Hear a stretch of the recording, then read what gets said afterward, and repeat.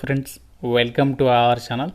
Friends, మనకి రీసెంట్లీగా ప్రభుత్వ రంగ బ్యాంకుల్లో 10,227 క్లర్క్ ఉద్యోగాలకి నోటిఫికేషన్ రిలీజ్ అయింది కదా. ఈ జాబ్స్ గురించి ఆల్రెడీ మన ఛానల్లో కంప్లీట్ డీటెయిల్స్తో వీడియో అయితే అప్లోడ్ చేశాను. ఇంకా చూడని వారు ఇక్కడ మీకు పైన కార్డ్స్లో లింక్ ఇస్తున్నాను. ప్రతి ఒక్కరు కూడా ముందుగా ఇక వీడియో అయితే చూడండి.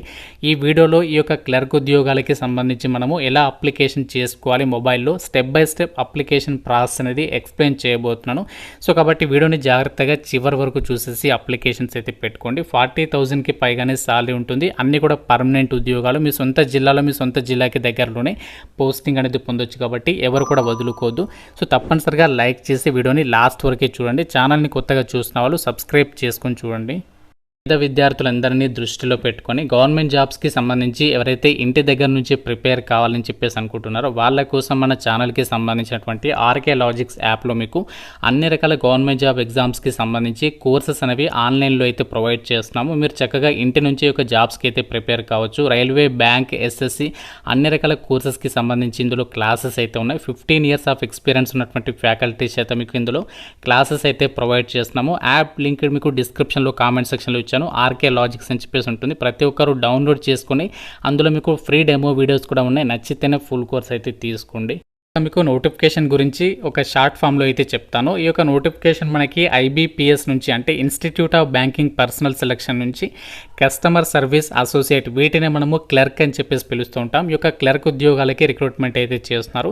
దేశవ్యాప్తంగా కూడా 10,227 క్లర్క్ వేకెన్సీస్ అనేవి ఖాళీలు ఉన్నాయి. ఇందులో ఆంధ్రప్రదేశ్లో 415, తెలంగాణలో 277 వేకెన్సీస్ని అయితే రిక్రూట్మెంట్ చేస్తున్నారు. ఈ యొక్క వేకెన్సీస్ అనేవి మనకి union bank, Canara bank, BOB, Indian bank ఇలాంటి 11 పబ్లిక్ సెక్టర్ బ్యాంకులలో ఈ వేకెన్సీస్ని అయితే ఫిల్ చేస్తున్నారు. ఈ జాబ్స్కి మీరు అప్లై చేయాలి అంటే ఏ డిగ్రీ పాస్ అని కూడా అప్లై అయితే చేసుకోవచ్చు. అండ్ ఏజ్ లిమిట్ వచ్చేసి మీకు మినిమం 20 years అయితే ఉండాలి. మ్యాక్సిమం 28 years వరకు అప్లై చేసుకోవచ్చు జనరల్ వాళ్ళు. OBC, SC, ST వాళ్ళకి ఏజ్ రిలాక్సేషన్స్ కూడా ఉంటాయి. OBC వాళ్ళైతే +3 years, SC, ST వాళ్ళకి +5 years ఏజ్ రిలాక్సేషన్స్ కూడా అప్లికేబుల్ అయితే అవుతాయి. అయితే ఇక జాబ్స్కి అప్లై చేసే వాళ్ళకి తెలుగు లోకల్ లాంగ్వేజ్ అనేది కంపల్సరీగా రావాలి. కంప్యూటర్ నాలెడ్జ్ అనేది ఉండాలి. సర్టిఫికేట్ లేకుండా ప్రాబ్లం లేదనమాట. ఇంపార్టెంట్ డేట్స్ వచ్చేసరికి మనకి ఈ జాబ్స్కి సంబంధించి 1 August నుంచి అప్లికేషన్ ప్రాసెస్ అనేది స్టార్ట్ అయింది. లాస్ట్ డేట్ 21 August వరకు అప్లై చేసుకోవాలి. మీకు సెలక్షన్ ప్రాసెస్లో భాగంగా ఫస్ట్ ప్రిలిమ్స్ ఎగ్జామ్ అనేది ఉంటుంది. ప్రిలిమ్స్ ఎగ్జామ్ వచ్చేసి మనకి మోస్ట్లీ సెప్టెంబర్లో కండక్ట్ చేసే అవకాశం అనేది ఉంది. మెయిన్ ఎగ్జామినేషన్ వచ్చేసేమో అక్టోబర్లో అయితే కండక్ట్ చేయబోతున్నారు. అప్లికేషన్ ప్రాసెస్ మనము ఆన్లైన్లోనే చేయాలి. ఫీజు వచ్చేసరికి SC, ST, PWD వాళ్ళు 175, జనరల్ OBC, EWS వాళ్ళు 850 రూపీస్ అనేది పే చేయాల్సి ఉంటుంది.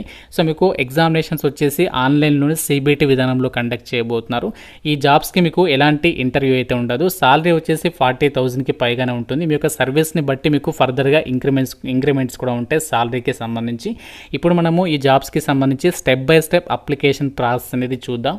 లింక్ అనేది మన వెబ్సైట్లో అయితే ఇచ్చాను. లేదంటే IBPS.in అని చెప్పేసి సెర్చ్ చేసి ఒక వెబ్సైట్ అనేది ఓపెన్ చేయండి. ఇక్కడ మీకు రీసెంట్ అప్డేట్స్లో CRP, CSC అంటే కస్టమర్ సర్వీస్ అసోసియేట్ క్లరికల్ క్యాడర్కి సంబంధించి జాబ్స్ ఇక్కడ పోస్టెడ్ ఆన్ August 1 అని చెప్పేసి ఉంది కదా. దీనిపైన అయితే క్లిక్ చేయాలి మీరు ఇక్కడ. సో దీనిపైన క్లిక్ చేయగానే మనకి ఈ విధంగా క్లరికల్ క్యాడర్ 15 అని చెప్పేసి వస్తుంది. ఇక్కడ మీరు కొంచెం కిందకి స్క్రోల్ డౌన్ చేసినట్లయితే ఇక్కడ నోటిఫికేషన్ ఉంటుంది. అలాగే ఇక్కడ అప్లై ఆన్లైన్ అని చెప్పేసి ఉంది. సో దీనిపైన క్లిక్ చేయగానే మనకి అప్లికేషన్ విండో అనేది ఓపెన్ అవుతుంది. సో మనకి ఇక్కడ ఇంపార్టెంట్ డేట్స్ అనేవి ఇచ్చారు. ఈ యొక్క జాబ్స్కి సంబంధించి మనము అప్లై చేయడానికి ఇక్కడ ఎల్లో కలర్లో click here for new registration అని చెప్పేసి ఉంది కదా. దీనిపైన అయితే క్లిక్ చేయాలి. మీకు అప్లై చేయడానికి సంబంధించి ఇక్కడ కంప్లీట్ ఇన్స్ట్రక్షన్స్ కూడా ఇచ్చారు. అన్నీ కూడా మీరు ఇక్కడ వెబ్సైట్లో కూడా చెక్ చేసుకోవచ్చు అనమాట. ఇక్కడ click here for new registration పైన క్లిక్ చేయగానే సో మనకి అప్లికేషన్ ఫామ్ అనేది ఓపెన్ అయిపోతుంది అనమాట. ఫస్ట్ ఏంటి అంటే మనము బేసిక్ ఇన్ఫర్మేషన్ అనేది ఇవ్వాలి. తర్వాత photo and signature documents upload చేయాలి. సో తర్వాత మన క్వాలిఫికేషన్, అడ్రస్ అవన్నీ డీటెయిల్స్ ఇవ్వాలి. తర్వాత ప్రివ్యూ అంటే మీరు ఏదైతే ఇప్పటివరకు ఇచ్చినటువంటి డీటెయిల్స్ ఉన్నాయో అవన్నీ కూడా మళ్ళీ ఒకసారి చెక్ చేసుకోవచ్చు అనమాట. ప్రివ్యూ పేజ్లో అన్నీ కరెక్ట్గా ఇచ్చారనుకుంటే మీరు నెక్స్ట్ స్టెప్కి వెళ్ళొచ్చు. లేదన్నా మిస్టేక్స్ ఉంటే మళ్ళీ మీరు బ్యాక్ వచ్చేసేసి ఏమైనా ఎడిట్ అనేది చేసుకోవచ్చు అనమాట. సో తర్వాత మనము డాక్యుమెంట్స్ ఏంటి అంటే లెఫ్ట్ థంబ్ ఇంప్రెషన్ అండ్ అలాగే హ్యాండ్ రిటన్ డిక్లరేషన్ డాక్యుమెంట్స్ అనేవి అప్లోడ్ చేసి ఫైనల్గా ఏంటి అంటే ఫీ పేమెంట్ చేసేస్తే సో మీ అప్లికేషన్ అనేది కంప్లీట్గా సబ్మిట్ అయితే అయిపోతుంది అనమాట. సో ఇలా మనము అప్లికేషన్ చేయడానికి సంబంధించి ఇక్కడ స్టెప్ బై స్టెప్ ఆ డీటెయిల్స్ ఇచ్చారు. ఫస్ట్ బేసిక్ ఇన్ఫర్మేషన్లో ఏంటి అంటే సో మనకి ఇక్కడ ఫస్ట్ నేమ్ అనేది ఇవ్వాలి. సో ఇక్కడ ఫస్ట్ నేమ్ అనేది ఇచ్చిన తర్వాత మళ్ళీ ఫస్ట్ నేమ్ అనేది కన్ఫర్మ్ చేయాలన్నమాట. సో ఈ డీటెయిల్స్ ఏవైతే ఉన్నాయో ఇది మీరు ఎస్ఎస్సి మెమోలో ఎలా ఉంటాయో ఆ విధంగా మీరు ఎంటర్ చేయండి. తర్వాత ఏంటి అంటే మీకు మిడిల్ నేమ్ ఉంటే మిడిల్ నేమ్ ఇవ్వండి. తర్వాత లాస్ట్ నేమ్ ఉంటే సో లాస్ట్ నేమ్ ఇచ్చేసి మళ్ళీ లాస్ట్ నేమ్ అనేది కన్ఫర్మ్ చేయాలి. తర్వాత సో నెక్స్ట్ వచ్చేసి ఏంటంటే మొబైల్ నెంబర్. సో ఇక్కడ మొబైల్ నెంబర్ అనేది ఇచ్చేసిన తర్వాత మళ్ళీ మొబైల్ నెంబర్ అనేది కన్ఫర్మ్ చేయాలి. మీకు ఆల్టర్నేటివ్ మొబైల్ నెంబర్ ఉంటే ఇవ్వండి ఇక్కడ, సో లేకుంటే అవసరం లేదు. నెక్స్ట్ ఈమెయిల్ ఐడి కంపల్సరీగా ఇవ్వాలి. సో ఈమెయిల్ ఐడి ఇచ్చిన తర్వాత మళ్ళీ ఈమెయిల్ ఐడి అనేది కన్ఫర్మ్ చేయాలన్నమాట. అంటే మొత్తం ఈమెయిల్ ఐడి ఇక్కడ ఎంటర్ చేయాలి. తర్వాత ఇక్కడ ఇచ్చేటప్పుడు డొమైన్ అంటే ఇక్కడ డొమైన్ పైన క్లిక్ చేస్తే సో ఈ విధంగా ఆప్షన్స్ ఉంటాయి. జీమెయిల్ అని చెప్పేసి సెలెక్ట్ చేసేసి ఆ డీటెయిల్స్ అని ఇచ్చేసేయండి. తర్వాత సెక్యూరిటీ కోడ్ అంటే ఇక్కడ క్యాప్చా ఉంది కదా, సో ఈ క్యాప్చా అనేది ఇక్కడ ఎంటర్ చేసేసి సేవ్ అండ్ నెక్స్ట్ పైన క్లిక్ చేయాలి. సేవ్ అండ్ నెక్స్ట్ పైన క్లిక్ చేసిన తర్వాత మనకి నెక్స్ట్ ఏంటి అంటే ఇక్కడ photograph and signature documents upload చేయడానికి సంబంధించి పేజ్ అయితే వస్తుంది. అయితే ఇక్కడ కొంచెం ప్రాసెస్ అనేది చేంజ్ చేయడం అయితే జరిగింది. సో గమనించాలి అందరూ కూడా, ఇంతకు ముందులాగా కాకుండా ఇక్కడ ఏంటి అంటే సో మనకి స్కానర్డ్ పాస్పోర్ట్ సైజ్ ఫోటోగ్రాఫ్ అనేది ఇక్కడ మీరు అప్లోడ్ చేసిన తర్వాత ఇక్కడ స్కానర్డ్ పాస్పోర్ట్ సైజ్ ఫోటోగ్రాఫ్ ఉంటుంది కదా, మీరు ఏదైతే జాబ్స్కి అప్లై చేసేటప్పుడు అప్లోడ్ చేస్తారు కదా, సో ఆ డాక్యుమెంట్ అనేది ఇక్కడ ఫోటోగ్రాఫ్ అనేది అప్లోడ్ చేసిన తర్వాత సో మీరు capture photo using web camera లేదా మొబైల్ ఫోన్ అని చెప్పేసి ఇచ్చారు కదా, ఇక్కడ ఈ యొక్క ఆప్షన్ యూజ్ చేసి మీరు కంపల్సరీగా మీరు మీ యొక్క లైవ్ ఫోటోని కూడా కంపల్సరీగా అయితే అప్లోడ్ చేయాలన్నమాట. సో ఈ 2 ప్రాసెస్ అనేవి కంపల్సరీగా చేయాలి. అది చేసిన తర్వాత ఏంటంటే మీకు ఏదైతే మీరు సేవ్డ్ ఫోటో అప్లోడ్ చేస్తారో ఆ ఫోటో ఇక్కడ చూపిస్తుంది. అలాగే మీరు లైవ్గా దిగినటువంటి ఫోటో కూడా ఇక్కడ చూపిస్తుంది అనమాట. అంటే మీరు లైవ్గా మీ యొక్క మొబైల్ ఫ్రంట్ కెమెరా తోటి సెల్ఫీ తీసుకొని ఆ ఫోటోని కూడా ఇక్కడ అప్లోడ్ చేయాలి. సో మీకు దీనికి సంబంధించి గైడ్లైన్స్ కావాలి అంటే ఇక్కడ మనకి guidelines for scanning and the guidelines for scanning the photograph and signature అని చెప్పేసి ఇచ్చారు. సో దానిపైన క్లిక్ చేస్తే ఏంటి అంటే మీకు కంప్లీట్గా ఆ ఫోటోగ్రాఫ్ అనేది ఎంత సైజ్ ఉండాలి, సిగ్నేచర్ ఎంత సైజ్ ఉండాలి ఏంటి అనేది అక్కడ మనకి క్లియర్గా మెన్షన్ చేశారు.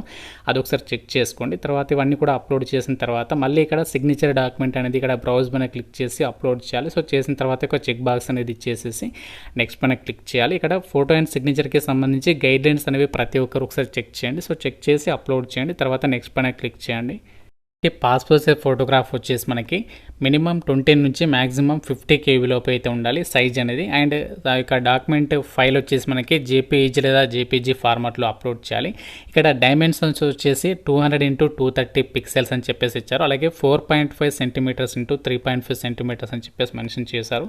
అండ్ ఇక్కడ నెక్స్ట్ ఏంటి అంటే left thumb impression. So left thumb impression వచ్చేసేమో 20 నుంచి 50 KB లోపు ఉండాలి.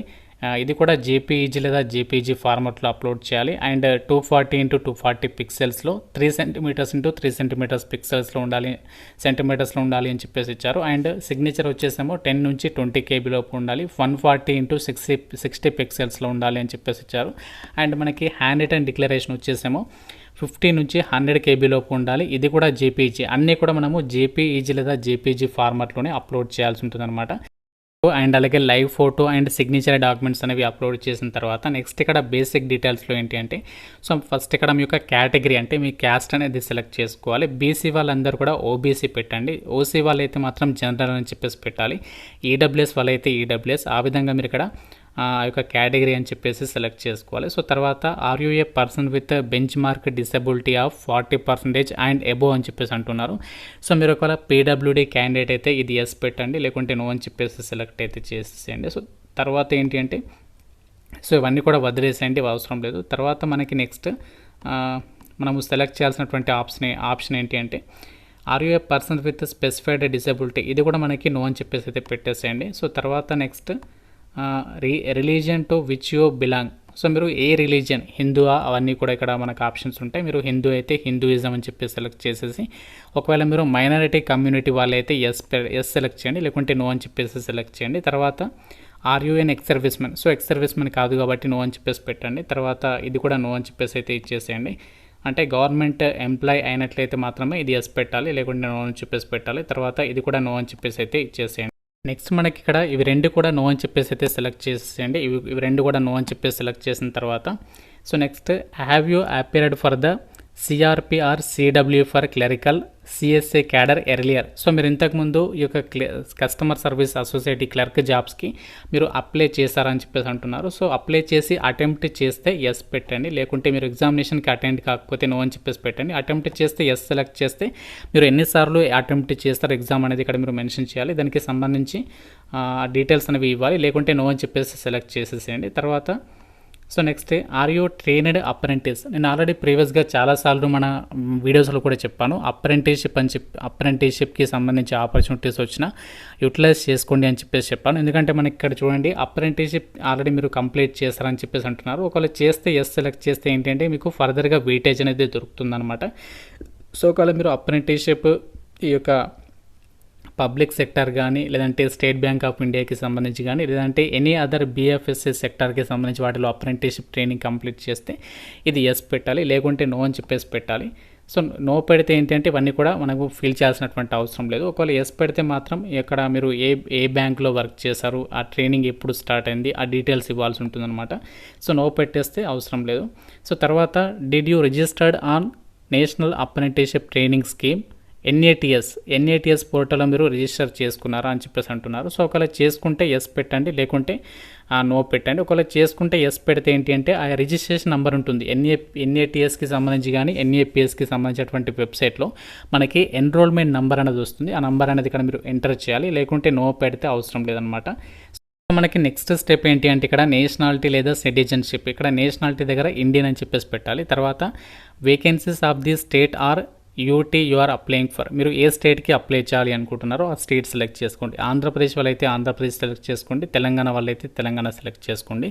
సో ఇక్కడ మీరు ఏ స్టేట్కైనా అప్లై చేయొచ్చు, ప్రాబ్లం లేదు. కాకుంటే మీకు అక్కడ స్టేట్కి సంబంధించి లోకల్ లాంగ్వేజ్ రావాలి. అంటే ఒకవేళ మీరు వేరే స్టేట్కి అప్లై చేస్తున్నారనుకోండి, ఆ స్టేట్కి సంబంధించి లోకల్ లాంగ్వేజ్ వస్తే సో మీరు వేరే స్టేట్కి కూడా అప్లికేషన్ అనేది పెట్టేసుకోవచ్చు. కాకుంటే ఏదైనా ఒక స్టేట్కి మాత్రమే అప్లికేషన్ పెట్టుకోవడానికి ఛాన్స్ అనేది ఉంది. ఇక్కడ తర్వాత లోకల్ లాంగ్వేజ్ ఏంటి, మన తెలంగాణలో తెలుగు కాబట్టి తెలుగు సెలెక్ట్ చేసేసి తర్వాత ఇక్కడ ఈ యొక్క చెక్ బాక్స్ అనేది టిక్ చేయాలి అందరూ కూడా. సో తర్వాత do you have 10th standard are above అని చెప్పేసి ఉంది, ఇది ఎస్ పెట్టండి. సో తర్వాత ఇది కూడా ఎస్ అని చెప్పేసి పెట్టండి. సో ఇవన్నీ కూడా ఎస్ అని చెప్పేసి సెలెక్ట్ చేయండి. తర్వాత ప్రిలిమినరీ ఎగ్జామినేషన్ సెంటర్ అనేది ఎక్కడ కావాలనుకుంటున్నారో ఆ సిటీ అనేది సెలెక్ట్ చేసుకోండి. సో మాది నిజామాబాద్ కాబట్టి ఇక్కడ నేను నిజామాబాద్ అని చెప్పేసి సెలెక్ట్ చేస్తాను. తర్వాత మీకు ఏదైతే అది పెట్టేసేయండి. ప్రిలిమినరీ 2 ప్రిఫరెన్సెస్ ఉంటాయి, ప్రిలిమ్స్కి మెయిన్స్కి. సో మెయిన్ ఎగ్జామినేషన్ అనేది ఎక్కడ రాయాలనుకుంటున్నారో ఆ లొకేషన్ సెలెక్ట్ చేసుకోండి. తర్వాత ఇంకో ఆప్షన్, సో ప్రిలిమ్స్కి 2 ఆప్షన్స్ ఇచ్చారు, అలాగే మెయిన్ ఎగ్జామినేషన్కి 2 ఆప్షన్స్ ఇచ్చారనమాట. సో ఆ విధంగా మీరు ప్రిఫరెన్స్ సెంటర్స్ అనేవి పెట్టుకున్న తర్వాత సో నెక్స్ట్ ఏంటి అంటే I attend to bring the following ID when appearing for the examination. So ఇక్కడ ఐడి ప్రూఫ్ అంటే ఎగ్జామినేషన్కి వెళ్ళేటప్పుడు ఏదైతే మీరు ఐడి ప్రూఫ్ కింద తీసుకెళ్తారో ఆ ప్రూఫ్కి సంబంధించి ఇక్కడ మీరు ఏది తీసుకుని వెళ్తారనుకుంటున్నారో ఆధార్ కార్డు తీసుకుని వెళ్తారు కాబట్టి ఆధార్ కార్డు పెట్టేసి ఆ ఆధార్ కార్డ్ నెంబర్ అనేది ఇక్కడ ఎంటర్ చేయండి. తర్వాత ఇక్కడ చూడండి kindly indicate medium of the paper, ఇది చాలా ఇంపార్టెంట్. సో మీరు ఎగ్జామినేషన్కి సంబంధించి క్వశ్చన్స్ అనేవి ఏ లాంగ్వేజ్లో రావాలనుకుంటున్నారో అది ఇక్కడ మీరు సెలెక్ట్ చేసుకోవాలి. ఇంగ్లీష్ అండ్ హిందీ అని చెప్పేసి ఉంటుంది, ఇంగ్లీష్ అండ్ తెలుగు అని చెప్పేసి ఉంటుంది. కాబట్టి ఇక్కడ మీరు ఒకవేళ తెలుగులో రావాలి అండ్ ఇంగ్లీష్లో రావాలి అనుకుంటే సో ఇది సెకండ్ ఆప్షన్ అనేది బెస్ట్ అని చెప్పేసి చెప్తాను. ఎందుకంటే మనకి ఇంగ్లీష్లో వస్తాయి అండ్ తెలుగులో వస్తాయి కాబట్టి ఇది బెస్ట్ అని చెప్పేసి చెప్తాను. అందరూ కూడా సెకండ్ ఆప్షన్ సెలెక్ట్ చేయండి. సో తర్వాత ఏంటి అంటే పర్సనల్ డీటెయిల్స్. సో పర్సనల్ డీటెయిల్స్లో డేట్ ఆఫ్ బర్త్ అనేది ఇవ్వాలి. సో డేట్ ఆఫ్ బర్త్లో భాగంగా ఇక్కడ డేట్, మంత్, ఇయర్ అనేది సెలెక్ట్ చేసుకోవాలి. తర్వాత జెండర్ సెలెక్ట్ చేసుకోవాలి. తర్వాత మ్యారిటల్ స్టేటస్. సో ఇక్కడ మ్యారిటల్ స్టేటస్లో మీరు మ్యారీడ్ అయితే మ్యారీడ్, అన్మ్యారీడ్ అయితే అన్మ్యారీడ్ అని చెప్పేసి సెలెక్ట్ చేయండి. తర్వాత ఆధార్ కార్డ్ నెంబర్ అనేది ఇచ్చేసిన తర్వాత ఎస్ అని చెప్పేసి ఇచ్చేసేయండి ఇది. సో తర్వాత పాన్ కార్డ్ నెంబర్ అనేది ఇవ్వాలి. సో పాన్ కార్డ్ నెంబర్ అనేది మ్యాండేటరీ కాదు, ఉంటే ఇవ్వండి, లేకుంటే అది వదిలేసేయండి. తర్వాత do you have twin brother are sister, మీకు ట్విన్ బ్రదర్ కానీ ట్విన్ సిస్టర్ కానీ ఉంటే ఎస్ పెట్టండి, లేకుంటే నో అని చెప్పేసి పెట్టండి. తర్వాత సో ఇవన్నీ వదిలేయండి. ట్విన్ బ్రదర్ ఎస్ సెలెక్ట్ చేస్తే డీటెయిల్స్ ఇవ్వాలి, లేకుంటే నో అని చెప్పేసి పెడితే అవసరం లేదనమాట. తర్వాత ఏంటి అంటే మీ ఫాదర్ నేమ్ అనేది ఇవ్వాల్సి ఉంటుంది. సో తర్వాత మదర్ నేమ్, నెక్స్ట్ మీరు ఒకవేళ మ్యారీడ్ అయితే మీ యొక్క వైఫ్ నేమ్ అనేది ఇవ్వాలి.